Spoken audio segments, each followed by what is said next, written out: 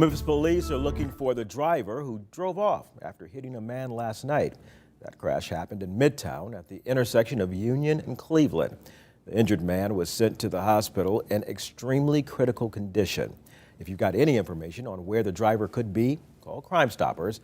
That number is 901-528-CASH. And then hours later, another pedestrian hit and run on Union left one person in critical condition. Last year, Memphis saw a record high of deadly pedestrian crashes. That's right. This crash puts us on track to surpass last year's record. Stephen Reels joins us live from the medical district tonight. And Stephen, what's being done to make the roads a little bit safer for everybody? Well, Rudy and Pepper, the Memphis Medical District Collaborative tells me that last year, 80 pedestrians lost their lives because of drivers right here in Memphis. And so far this year, MPD says that there have been at least 21 pedestrian-related deaths. And to be quite frank, people are sick and tired of hearing this statistic.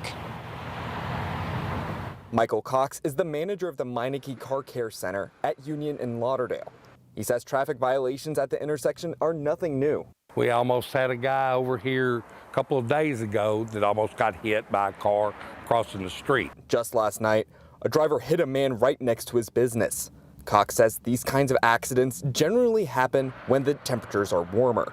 When we start seeing a big rash of erratic driving around here, what we wind up noticing is it's when the weather breaks. This is the season Cox tries to get customers and their cars out of the parking lot and into a safer environment more quickly. I think until the city actually does more on trying to get the budget back up and put more police officers on the street, I don't think it's going to be a problem that's going to be solved easily. These deaths are preventable. Places like the Memphis Medical District Collaborative have been changing their roads to cut down on these deadly numbers. From using artful crosswalks to make drivers more alert, to using planters to create a buffer between drivers and pedestrians. You're not speeding around the curve very quickly. It requires you to slow down your turn. The organization is currently in its fourth phase of this project and are working on designs for 3 more locations in the area. That is in partnership with the City of Memphis under the Accelerate Memphis portfolio.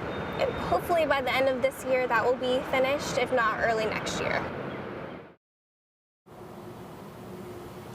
And like you just heard, the City of Memphis is wanting to get involved in this solution, and they received a grant recently to do so.